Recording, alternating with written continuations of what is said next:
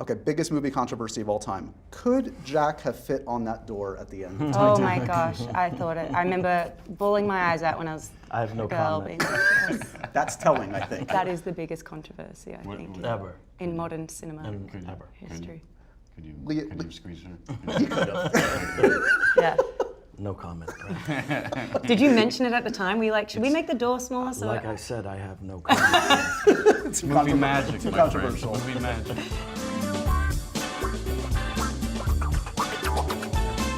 This movie is amazing. It's you've probably heard this before, but it is definitely a love letter to movies, movie going, movie making, the unsung heroes that make movies. Television, LA. There's a lot there. But what I really want to do with you guys is, because I feel like all four of us are big movie fans, is let's revel in our love of movies for a second, okay? What's the movie that you grew up with that made you obsessed with movies? What was the first movie that got you obsessed? East of Eden. All right, James Dean. Well, the first film that I remember seeing was the black and white original King Kong with my dad downtown and bursting into tears and falling in love with movies at that point. But when I, got to become an actor, it was watching that very vulnerable James Dean in East of Eden who just blew me away. Yeah. Blew me away. the first movie I remember being my favorite movie that I watched like 50 times over was Robin Hood Men in Tights. And I was like 5, and it was kind of inappropriate of a movie just for a 5-year-old to watch every day. That's But really I funny. loved it. That's really funny. For me, it was the drive-in. We would see films at the drive-in early age. And it was the ones that made me cry. It was Gargantuans? Gargantuans. Oh. It was a good gargantuan, bad gargantuan. Don't remember it. It's only Quentin would know about it. And the good one has to sacrifice himself to take out the bad one. Tears, and then I went straight from that to Butch and Sundance. Then the ending, tears again. There's a great moment in the film where your character Sharon sees her face and name on a poster, on a marquee, and on a big screen. Do you remember that moment for you guys, like when the first time you saw your name or face, and was that a big moment? I do. It was Parenthood, and on the Warner Brothers lot, there was a big poster of me, and I stood there for hours and had my mother take. Sir, you're gonna have to leave. Good on you for admitting. There was a poster of Pan Am in Times Square, and I remember like I had just gotten to America, and now I'm in Times Square, and I'm like 30 feet high up there, and it was so. And I remember asking someone to take a picture of me. I was like, oh, could you take a picture of me? Like, I'm gonna stand right here. And I kept cropping out the poster, and I kept having to be like, no, I need it. I need that, all of that in there. That's the point of the picture. And they're like, why? And I was like, I just need it in there, please. That's sweet. That's a little Sharon Tate going to see her own film. Is there a classic movie that you would be sad to admit right now you've never seen? Gone with the Wind. You've never seen? I've never seen Gone with the Wind either. Are you serious? I guys got have this. never Well, seen Oh my God. You have an excuse. I don't have an excuse. Gone with the Wind or Sound of Music. I've never seen. I have I never figured- seen Sound of Music. I figure you've seen it? I've never seen Like 1,000 times. I remember when we did Wolf of Wall Street, you would get angry at me all the time. Every time I'd mention any movie I hadn't seen, he'd be like, how have you not seen Citizen Kane? How can you work in this industry and not have seen Citizen Kane? I'm like, I just got here to this industry. Like, you've had no time to watch this stuff. And then I went home and I'd go watch Citizen Kane and watch all the movies. He's like, you have to see this, you I have to see figure this. I've gone this long. Now I start now. I'm Do you going know- all the way. I've never seen any I Star refuse to Wars, see it now. and I kind of don't watch it now just because it infuriates people so much. Like, how have you never watched any Star Wars? And I just kind of want to see how long I can make it now. Let's go deep. Some big movie-going, existential or profound controversies over the years. And one that struck me watching the movie. Sharon puts her feet up, her bare feet up, on a seat in a movie theater. And they're dirty. Well, I don't even care if they're dirty, man. I mean, Dirty feet. Dirty. Quentin likes how it. dare you, dirty feet? But is that ever appropriate in a movie theater for someone's bare feet to be put on In a the seat? 60s, it sure was, right?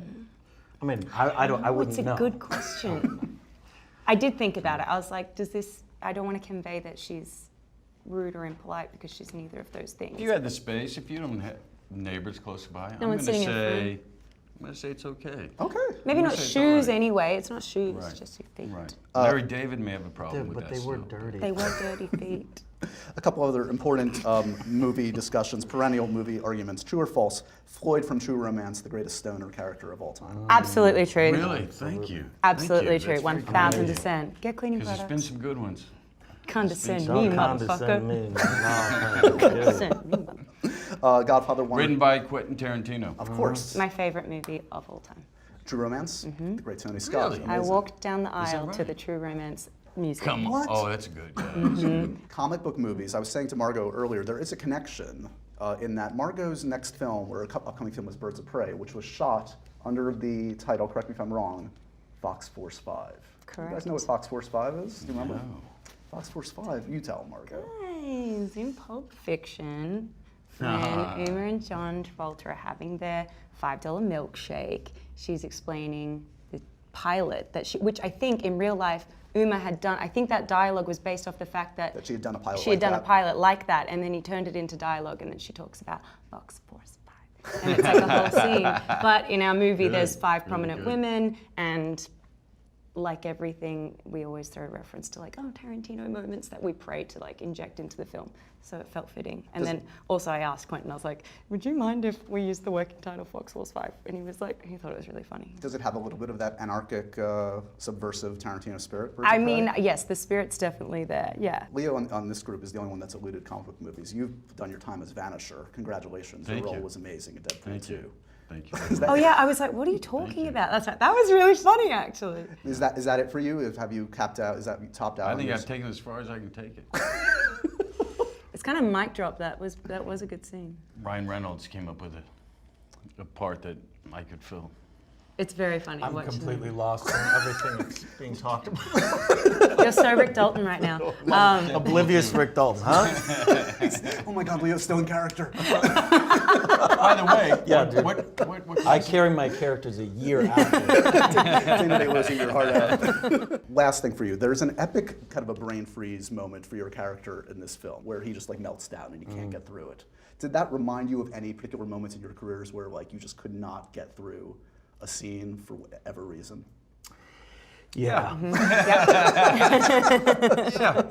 A few of them come to mind. Definitely. So many good. I think we've all had those experiences, and they're the worst. They're the nightmare of going to school in your underwear, but Yeah. the real live version of it. And you just can't get out of your own You head. got It 100 just- people Yeah. on set, Yes. and everyone wants to move on to the next or go home. You have a co-star who's already done theirs and done it well, Yeah. and they're waiting on you. I once had to do a scene where I had to be speaking Lingala, and there was also like stunt stuff happening at the same time, so it was really crucial, and I just couldn't speak. I couldn't I was like, and I've practiced this for so many months, and I cannot get my mouth around this language right now, and I kept messing it up. And It it was usually has to do with being mortifying. incredibly exhaused. I remember Yeah. doing on The Aviator, I had a massive dialogue sequence, and then I just had 2 lines the next day. That was my whole day, and I couldn't, literally couldn't say those words. And poor Scorsese was just sitting there waiting like 40 takes later, like, oh my God, I could not say these 2 lines. Did it make the movie? It did.